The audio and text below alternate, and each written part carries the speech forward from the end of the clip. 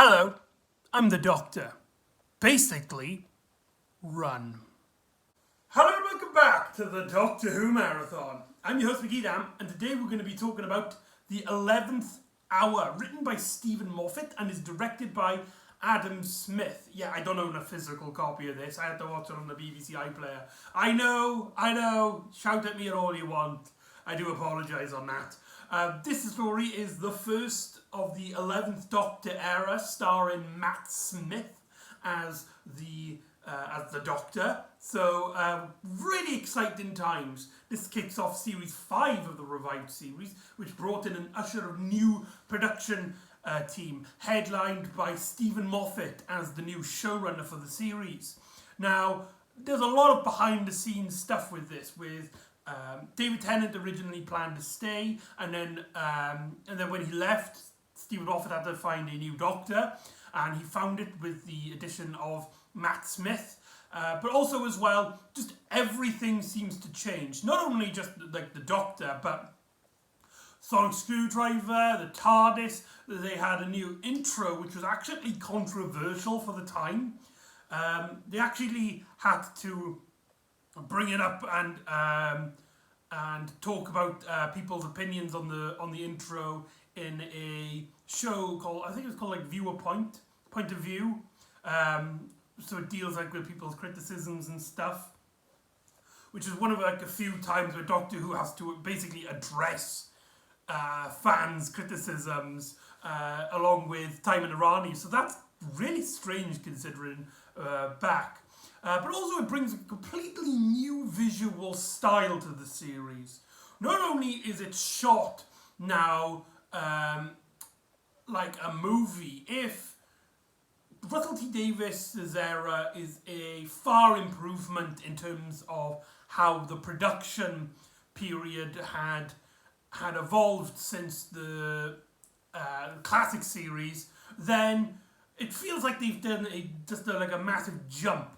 Because the production in terms of how the stories are shot looks completely, I don't know what's the word, but it seems like there's a massive jump in quality from the Russell T Davies era to the Stephen Moffat era, and it does feel rather jarring. I've talked about this in my End of Time vlog, but when the series came out, back when Series 5 was originally airing, a lot of people took criticism with the new era.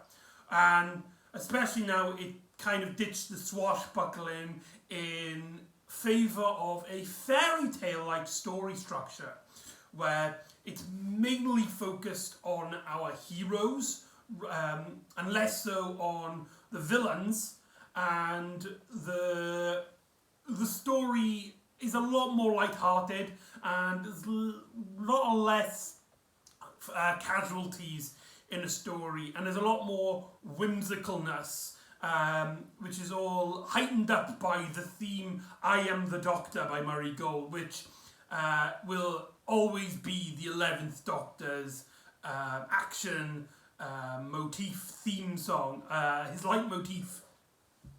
But yeah, like I said, this era of the series, when it first aired, was actually heavily criticised. In fact, I remember going to school and going to college later on after Series 6, where I had to defend the Matt Smith era from people. People just like, I'm not fussed on it, it feels like a kid's show. It doesn't like seem to gravitate towards the drama that I liked with the Russell T Davies era, and I had to like defend this series to the point where I will defend episodes which even I didn't like, and that kind of like, you know, I've tried to defend it as much as possible, and there's people just really didn't like this when it came out, which is really funny looking back, seeing as Matt Smith is not only now looked as a great era, but a lot of people's favourites, which is just, that is justice, man. That is justice. However, for a while, I've always felt like this gradual change where now everybody's praising Series 5 and Series like 6, well, not really Series 6, but Series 5 in particular, as one of the best series in the revived series. And it's gotten to a point where now I think the tables have kind of turned, and that I'm not particularly keen on Series 5 compared to what other people are. Like now I'm like, I feel like sometimes if I criticize the series, and a lot of people might be getting on my back about it. And I did state that it's like, I don't think, like 11th Hour used to be hated when it came out. Now it's considered one of, if not the best intro to a First Doctor. One of the best First Doctor's outings. And though I generally still believe it's a good story, is it that good? Does it beat stories like Robots, Spearheads from Space, Power of the Daleks? I don't know. I honestly don't know. And Rose as well. I know Rose doesn't technically count because the Ninth Doctor was already like kind of comfortable in his skin, but it's the still first appearance of Christopher Eccleston, so I don't know. So when I was going to rewatch this for the marathon, I was hesitant. Not hesitant, but I was like, worried that because of all this built up now, that people now believe it as one of their favourites. And I used to defend this. I had to defend this episode at one point. That is just hilarious to think about now. But the fact that like everybody's built this up now, and I've had a few criticisms with the Stephen Moffat era, and I can always pin them down to the 11th Hour. So I was worried going into this, thinking that it might not live up to expectations, that it might be not as good as I remember it. And then I watched the episode again, and holy hell, does it hold up. With an intro scene, which is full of action and suspense, with the 11th Doctor, recently regenerated, crashing his TARDIS in 1990s London, and he's fallen out the TARDIS. What an action scene. Here's a fun fact about that action scene. It wasn't originally part of the script. It was actually written months after principal photography for the series had been done. In fact, the opening credits had their own script for the series. So I want to know what was originally supposed to be the pre-credit sequence. Or was the 11th Hour originally supposed to not have a pre-intro scene? Who knows?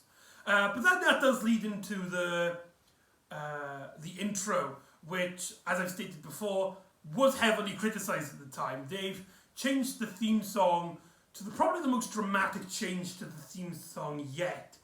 From now, it doesn't start with the traditional da-da-da-da, da-da-da-da, da-da-da-da.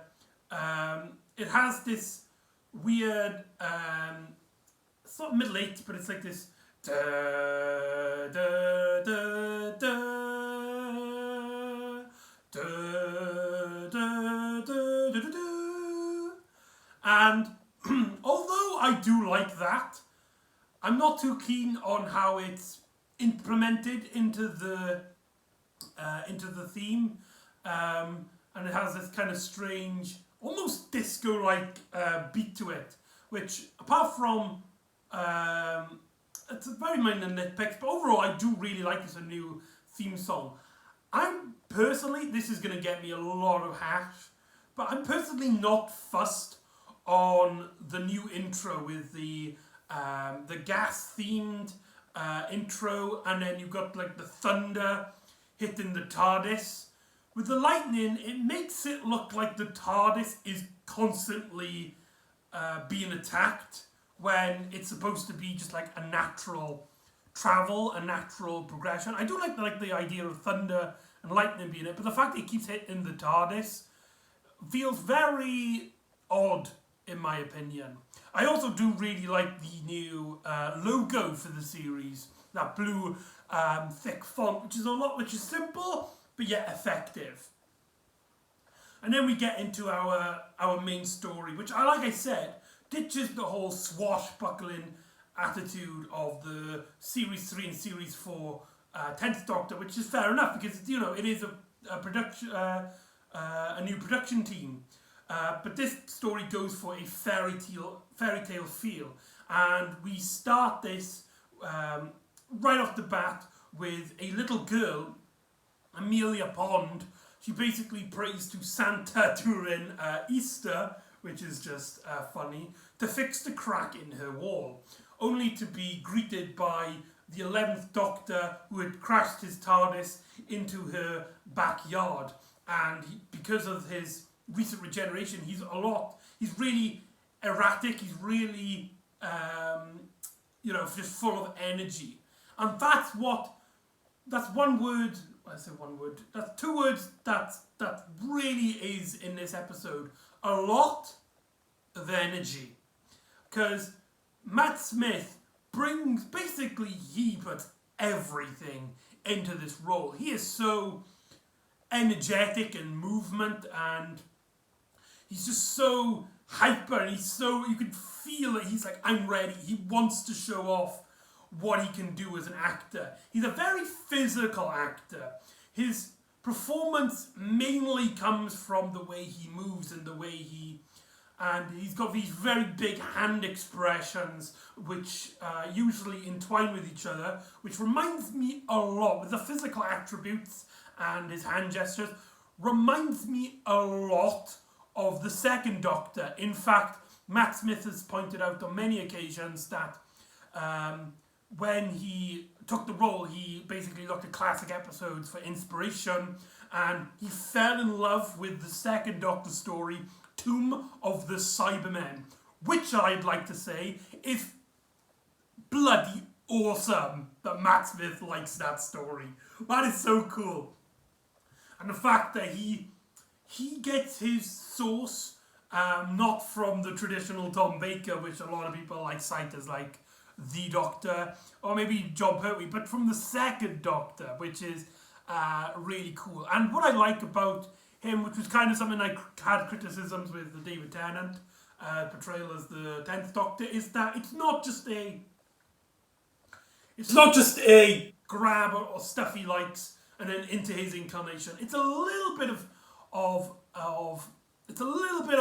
the second Doctor, might even early 7th Doctor, but it's mainly his own performance. It's mainly his own energy and his own role in the story. And it's introducing this story in this really energetic scene where Amelia Pond she's just stunned by all this, and the Doctor's talking about how there's a swimming pool and there's a library, and the library was in the swimming pool, and then we have this fantastic, really funny montage of the Doctor just trying out different foods as he's getting used to his new mouth.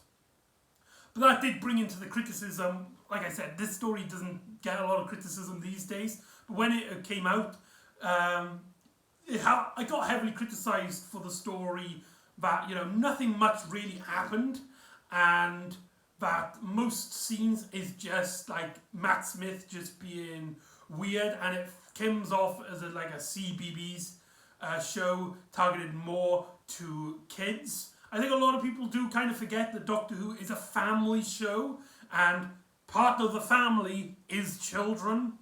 But I do kind of see where they're coming from. The stories, because of the fairy tale, just purely on the fairy tale nature, automatically have this much more kid-friendly feel than the Russell T Davies era. In fact, this is the first story since Fear Her that has no casualties in the entire episode. Think about that. But anyway, so yeah, we got this Doctor's, he's just so goddamn energetic, but something happens with the TARDIS. He checks out the crack in the wall, and I really like the scene in which like Amelia Pond, she just doesn't seem like that concerned with the Doctor, mainly focusing on the fact, there's this crack in this wall. Are you here to fix the crack in the wall? And she is actually kind of amusing, kind of funny with the 11th Doctor. There's a scene where basically it's like, look at you, you're not scared. Man comes from all the way from the sky. Man comes into your house eating fish fingers and custard. Do you know what I think? I think that's one scary crack in your wall. That has got like those like mind twisting elements that Stephen Moffat loves so much, where he takes like a scene which seems all innocent and thing, but then kind of turns it into kind of creepy, because why isn't Amelia Pond so freaked out by the 11th Doctor? It's because she has already had this really horrifying crack in her wall that and that she prayed that the Doctor would come, and she's kind of justifying it in her head. She also mentions that her mother and father aren't around anymore, which ties into the series story arc, which I like that it's just a mention here. However, a bit of continuity issue. Amelia Pond mentions her mother when it comes to the apples, so that's not supposed to happen, knowing what happens later on in the series. And we basically learn that there's a fracture in space-time, and there is a prison on the other side of the crack, and a prisoner, specifically prisoner Zero, has escaped, and seemingly has been travelled into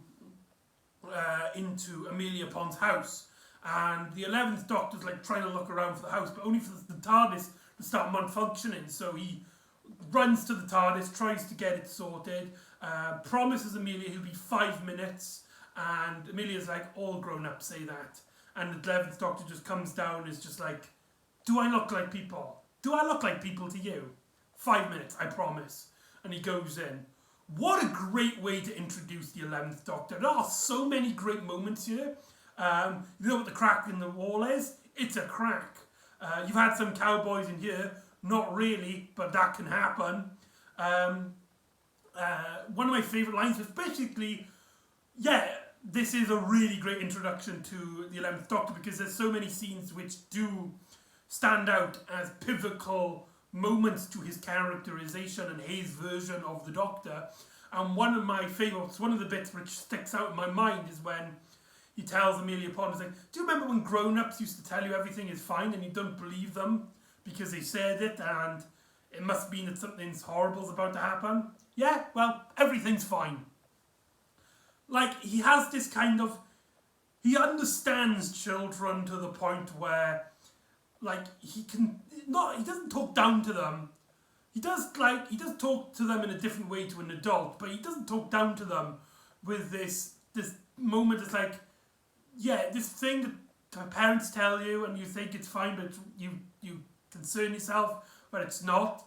Yeah, it's one of those moments, one of those situations. And like in those moments you would trust your parents as a kid, you trust the 11th Doctor here. And that is just this really cool thing. So then the TARDIS dematerializes and re-materializes in daytime. He starts running to the Amelia Pond's house, knocking on the door, crying out to her as he realizes that he knows where Prisoner Zero is. Prisoner Zero is here.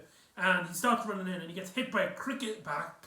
And when he awakes, he finds himself in the company of a policewoman, Amy, and played by Karen Gillan, and she comes off as this very sturdy character at first, a very kind of hot-headed, but a kind of as well, just a lot mature, and she begs doctors for answers on Amelia's. The Doctor is just like, where's Amelia? What happened to her? And Amy explains that she's been missing for 12 months or 11 months, and the Doctor can't believe this. It's like, no, I said 5 minutes.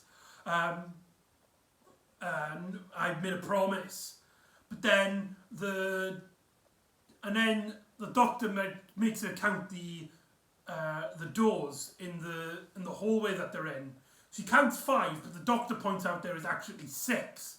Look in the corner of your eye. There's a perception filter which is stopping you from looking at what you're looking for. But if you look into the corner of the eye, you can spot it. This is actually a reference to the Hitchhiker's Guide to the Galaxy series, where they have a similar thing to the perception filter called Make It Like Someone Else's Business filter. So whether they're supposed to be the same thing, because Doctor Who and Hitchhiker's Guide to the Galaxies kind of share the same canon, it's a bit confusing. They have been referenced in a way which kind of seems like they are in the same universes, so that's really cool. Doctor Who Hitchhiker's Guide to the Galaxy crossover, we need it! But anyway, Amy goes in through this door and finds the Doctor's sonic screwdriver, which the Doctor believed had fallen out of his pocket and fell through underneath the door. However, as Amy points out, it's actually seemed to have jumped on top of a table, and the Doctor screams, it's like, please, stop, just get out of there. And she gets the sonic screwdriver, and we have this moment where she's been stalked by this snake-like entity coming from this transparent snake. What's that snake? Like a eel-like entity coming from the ceiling, which is Prisoner Zero. And she freaks out. She goes to the Doctor to bring him back his sonic screwdriver. Prisoner Zero takes the form of a coma patient, which is at the hospital, which we get introduced to Rory Williams, and he basically explains that all of these coma patients have been calling out the Doctor, and so Prisoner Zero takes the form of people that he's basically made unconscious, and includes his dog as well, because the man is dreaming that he has a dog, so Prisoner Zero has a dog. Which then begs the question, Prisoner Zero had hypnotized a soldier and took the form of a soldier, and he dreamt he was in war or something. Would Prisoner Zero get a gun? Would he be able to fire it? And so, yeah, after being saved by the Atraxi, as it's been distracted, the Doctor basically is like, what's going on?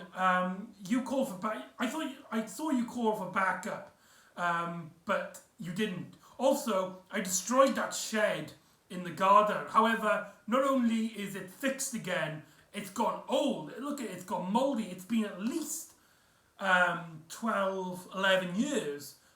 You said I was gone for 11 months, but it's not. It's gone for 11 years. How do you know that? How do you know that? Why did you say 12 months or something? And then Amy Pond goes, why did you say 5 minutes? Revealing that Amy is Amelia Pond, and that she isn't a policewoman, she's actually a kissogram. Somebody who is basically, it's her job to basically go to parties and start kissing people and dress up in costumes. And that aspect of her being a kissogram, I don't think really holds up well. Especially later on with Stephen Moffat has this way of writing sexy female characters, and it does become a kind of degrading over time. And the fact that like this never gets brought up again, and that it just seemed like a strange way to open the series and to give it a lot more humorous style, although it does kind of play into the story, as at the start you think she's a policewoman but really she's not. Though I think it would really be more interesting if she was a policewoman, if you ask me. That would have been a really That would, I think, would really work, especially, that she grew up with a doctor. But that's the main thing. This companion is very different to what we're used to, where she was actually introduced to the doctor as a child and has a wibbly-wobbly, timey-wimey relationship with the doctor. Something which can be said for Madame de Pompadour in the Stephen Moffat written story The Girl in the Fireplace, as well as River Song in the story Silence in the Library and Forest of the Dead. Stephen Moffat just loves to have characters interact in a wibbly-wobbly, timey-wimey, it's time travel shenanigans. And to introduce a new companion, this really works. And what that story does is the 11th Doctor is our point of view character. It's through him that we get introduced to Amy Pond and we get introduced to the situation. He is our surrogate character here that we see the lens through, which is a bit strange because that's what the companion's job is. It does mean that that Amy Pond does kind of struggle fitting the role as a companion, but it's not, it's not a clear line. You can bend it like this story does. But yeah, we see Amy Pond through the 11th Doctor's eyes, as opposed to seeing the 11th Doctor through Amy's eyes, which we did kind of have when Amelia was a little girl. So we have Amelia as a little girl getting introduced to the 11th Doctor as us as an audience, and then when the times shift and then we cut to the future, with the 11th Doctor being now the character that we are being with and we've learned to enjoy in the first half of the story, do we then get introduced to the older Amy and we get to learn this erratic character played by Karen Gillan. And that is just such a great way to write a story. Let's compare it to, say, Rose, which I still think is one of the best introductions to a Doctor. That story, we have Rose as our main character. We never see the Doctor throughout her point of view. And she is our gateway, our door into the Doctor Who universe. And that really, really works there. But here, we kind of have this kind of back and forth of each of the characters and how they introduce into the eyes of the audience. This does mean that Amy and the Doctor have this really great working relationship in terms of the Doctor-companion relationship, this friendship. Because as an audience viewer, we are introduced in a much more erratic way to both characters. And that is really cool and that is really interesting. It's rare that we get a companion like that. Also as well with this new fairy tale-like story is that the villain, in my opinion, isn't that interesting.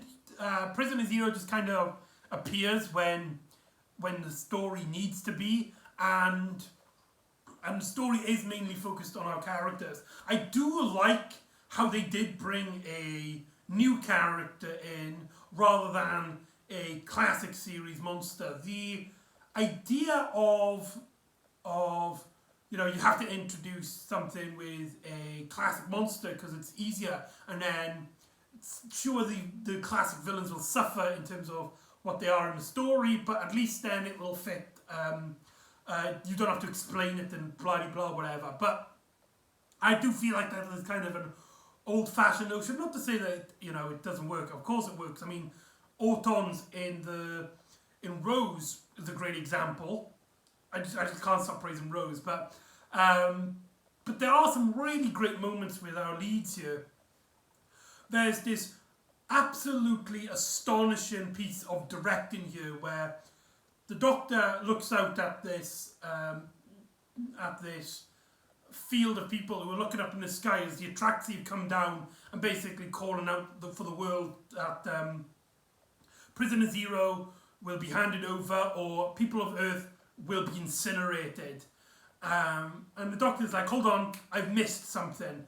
And we have this like really, just this fabulous minute of this footage where the frame rate is lowered, but the footage is sped up, which gives the appearance of like multiple photos appearing all at once, which ties into this idea of all these phones that the Doctor is looking at.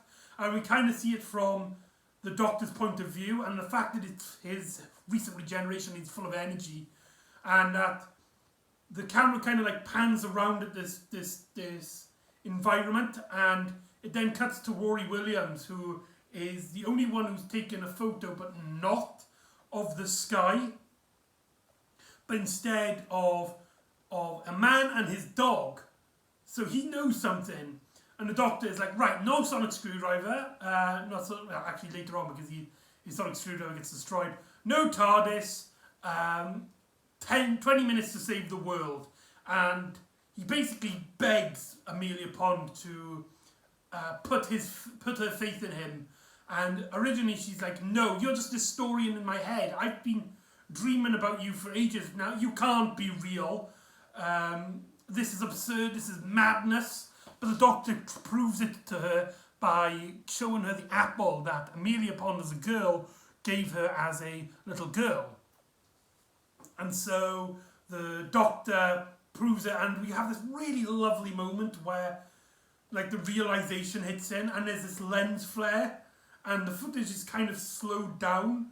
Basically, like there's this breath of air that Amelia receives essentially that understands, like, you know, this is the Doctor, this is real. Everything he said about time travel and all that is true. That is real. And that they're in real danger, and Amelia needs to help him save the day. So they interact with Rory. There's a scene where they need to get a laptop, and they meet. They've been going through these people's houses, and there's this old woman and her, I believe it's her grandson, Jeff, who. There's a scene in which the Doctor needs his laptop, and Jeff is very hesitant to giving the Doctor his laptop, and the Doctor basically states, it's like, oh, get a girlfriend, Jeff, implying that Jeff was watching pornography, and that is just hilarious. Although I will say, this kind of dirty humour, these kind of dirty jokes, is something that Stephen Moffat would repeat throughout the years, and it does get tiresome over time. So looking back, it is kind of degrading, because it's, you know, it's just this cliche that Stephen Moffat does. But I think, like, because it's the first time it happens here, it's not too bad. Also, the funny realization that Jeff, all he wanted to do was pleasure himself. And yet the Doctor comes in and puts the weight of the world on his shoulders. Is just something that's just too funny to comprehend, as the Doctor basically uses his laptop to get in contact with the world's leading authorities of science, which includes a cameo from Patrick Moore. And the Doctor basically gets Jeff to basically be his liaison, and the Doctor makes this virus on this phone, and the Doctor, Amy and Rory, they go to the hospital to try and get to try and find Prisoner Zero in the hospital with all the coma patients. We also get a cameo from what's her name? Oh, the woman from Broadchurch, who I can't remember her name. Something Cole. Nope, gone. And she basically plays a version of Prisoner Zero as this woman. She's dreaming about her and her two kids, and so Prisoner Zero takes the form of her and her two kids, but however she gets the mouths mixed up. We have this great conversation in a hallway where the Doctor has basically found a way to get the Atraxi to contact this virus which is sending the signal 0 everywhere around the world, and that and it's all been tracked to this virus which is on the doctor's phone, leading the Atraxi here to this one particular hospital. To which Prisoner Zero is like, I can escape and take the form, and it knocks out Amelia and takes the form of the Doctor, making the first time the Doctor finds out what he looks like without using a mirror. Think about that. But it's actually taken the form of the young Amelia, as Amy Pond is dreaming about being Amelia. And the Doctor is like, he figures out that if he makes Amelia dream of Prisoner Zero, then Prisoner Zero will take the form of its original self, and the Atraxi can use it to track it down. And so that what happens, and then we have this like really cool, who the man? Okay, that was a bad line. That was a terrible line. Whoever told Stephen Moffat to write that should be shot. But there you go. And then we get to something which I personally hate. It's looked back upon as stuff that people really like about the Stephen Moffat era. But personally, as somebody who isn't a fan of the mystery box, the constant teasing of future events, I've just even back like when it first came out, it really did my nerves. And that is the Pandorica will open, silence will fall. And like the last words to Prisoner Zero is, silence will fall, Doctor, like a threat of future events. Which, take this story out of context. If it was just this story, just pretend like in a world where it's just this story that the 11th Doctor got. Imagine how awkward that line is. As if it seems to be like teasing nothing. It has nothing to do with this particular narrative, this particular event. It's essentially the episode just kind of stops. Stephen Moffat walks onto the screen and just goes, by the way, this will be important later on. It's going to be huge and epic. Trust me on this. Okay, back to the episode. It's not too bad here. It will get worse in Series 5, and it's something which I heavily criticise Series 5 for, as well as just most of the Stephen Moffat era. But here, the stuff that kind of is irritating, not even like, it might be like probably a nitpick with the Russell T Davies era, and that is the story arcs, which is just like, which does actually work in the Russell T Davies era, because it was always like a line. It was never something that was too big, and it was something which could easily work out of context until the finale episode where it's revealed what the hell's going on. But here, you can't do that. With here, when Prisoner Zero basically turns to the camera and says, silence will fall, Pandorica will open, you can't take that out of context. You have to just assume that is teasing something for the future, and it's so plainly obvious. And that's something I don't feel like has aged well as well, especially knowing what silence will fall actually means to the series. Pandorica kind of still works because how great that pays off, but the silence will fall, I don't know. Although this does mean that there's this massive change, which is very unique to the 11th Doctor, and that's the fact that they have a story arc, this storyline that basically is formed around his entire era, with the silence will fall kind of being concluded in his final story, The Time of the Doctor. So that makes him a very unique story and makes the 11th Doctor's era feel a lot like a comic book.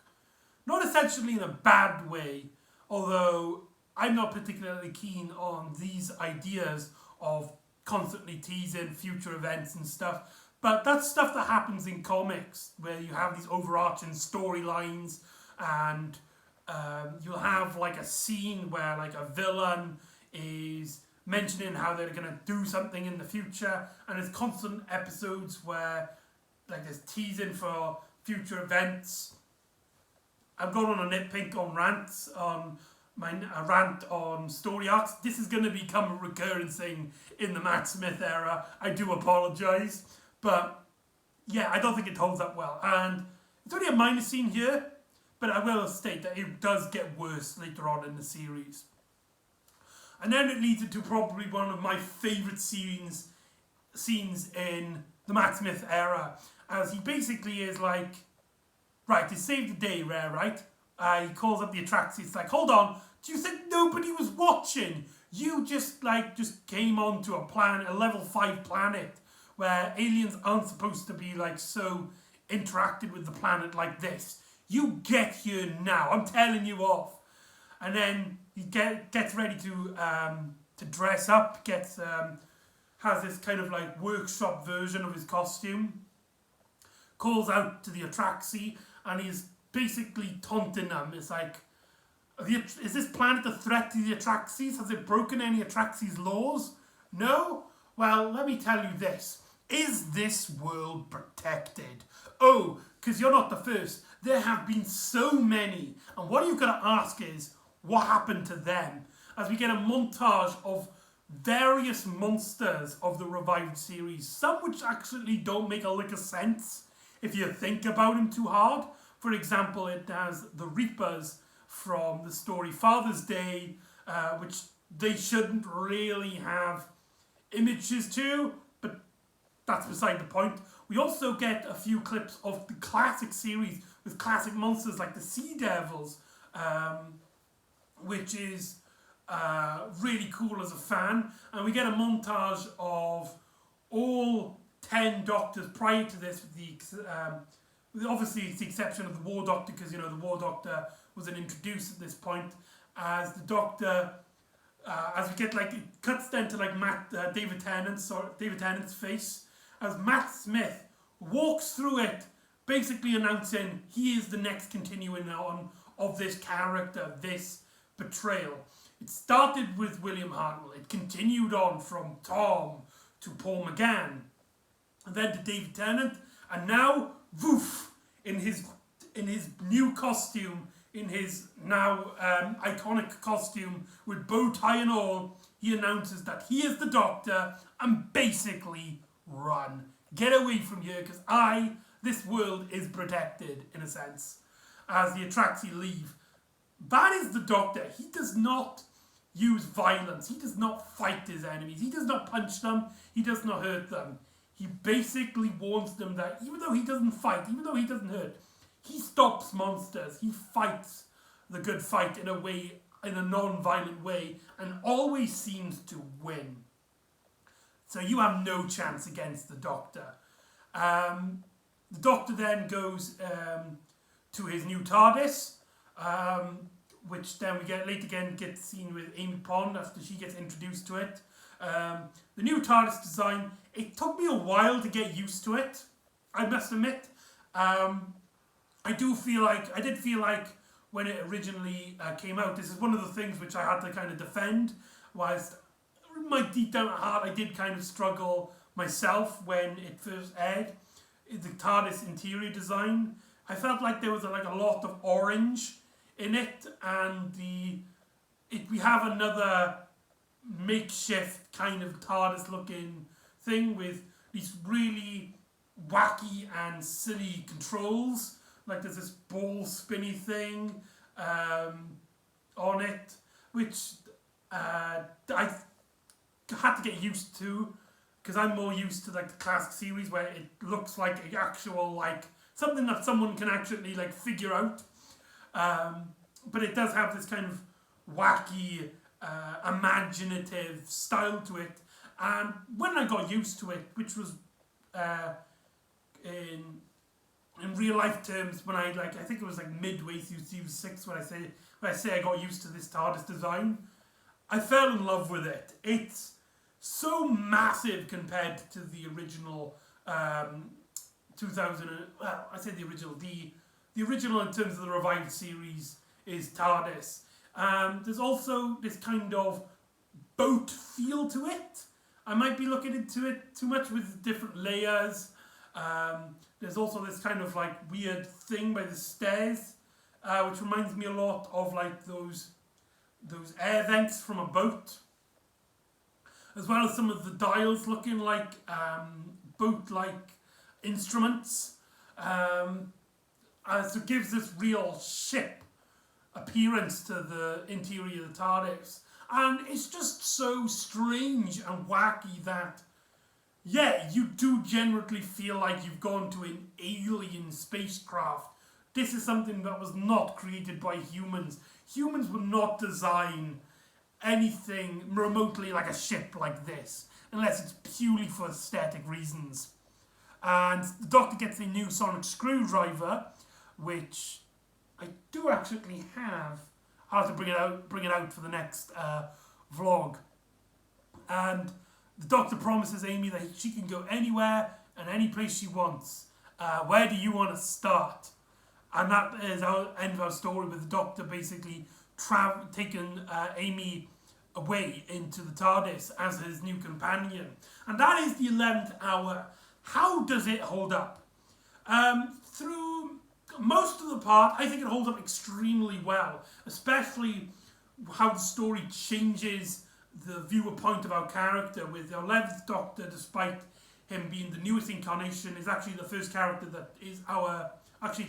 Amy is our first point of view character, introducing us to the 11th Doctor, and then to make the 11th Doctor more relatable, he's our then viewer point character when we get introduced to the older Amy. And this makeshift point of view makes that both of our characters really get to stand out here. Makes Amy Pond stand out in her first appearance, unlike any other companion that we've seen so far. A lot of people talk about how great this story is for the 11th Doctor. I don't think a lot of people talk about how great this story is as an introduction to a new companion. Think about that. That is actually a great... that's really great. That's a really good... I like that. I'm sticking with that. That is good. It's a great introduction to Amy Pond. Sets her off as a completely different companion to what we've seen to the revived era of the series. Still feeling very similar if you compare her with the classic series. She's this like modern day, almost cheeky like girl from... although she's not from London, she's Scottish, and she has like this wibbly wobbly, tiny whiny sensibility, but she still has this kind of cheekiness and the same kind of character traits of every revived companion so far. With bad thing, good thing, I don't know. I think it really works here, personally. However, as somebody who has found these storylines, I feel like there are elements that are kind of weak here. Prisoner Zero isn't that interesting of a villain. With the ending, with the teasing of future events, I found really distracting personally, and that the story, though, does move at a really quick pace. It doesn't really stop, and I wish there were some more times for the characters to breathe in certain regards. But apart from that, it's almost perfect. I wouldn't consider it the best story for a first story for a Doctor by any stretch of the word. I'd put it like maybe just over middle. But it's still a great introduction to the 11th Doctor, with I Am the Doctor just blasting at the end of the episode. Absolutely gorgeous. And just overall, just a really great time. It's a lot of fun watching back. And it's a breath of fresh air compared to the Russell T Davies era. So there you go. That's the 11th hour. So join me next time as the Doctor and Amy go to a future city in the sky as they learn of this mass conspiracy held up by the royal family. Yes, as people have to choose either to cause a mass catastrophe or to forget why they have to make this decision in the first place. So join me next time for Meanwhile in the TARDIS Scene 1, and the beast below. And I'll see you next time on the Doctor Who Marathon. Ta-da!